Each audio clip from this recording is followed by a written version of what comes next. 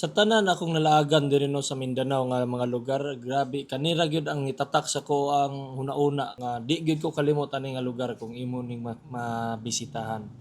Mao ni ang Serenity Hills Mountain Resort. Diri ni siya sa Marilog District sa part pa ni siya ng Davao City. Ang iyang Sea of Clouds mag-start og alas 5 to alas 7 sa buntag. So, i-ready gyud ang inyong camera, inyong mga gears. Kay grabe gyud di ka sulit diri nga pangitaon ang Sea of Clouds labi na pag mapuno na niya ang kabukidan o kaning clouds pati ang inyuhang view diya sa ubos ug ang Infinity Pool magsumpaya na siya dili na ninyo makita kung unsa naa sa ubos. Busa kung nangita mo og kalaagan na amoy team building na amoy group nga getaway or family bonding or family tour, isa ni nga ma-suggest nako ang Serenity Hills. Kompleto na ang ilang utensils, ilang kitchen, ang ilang every floor na ay video okay.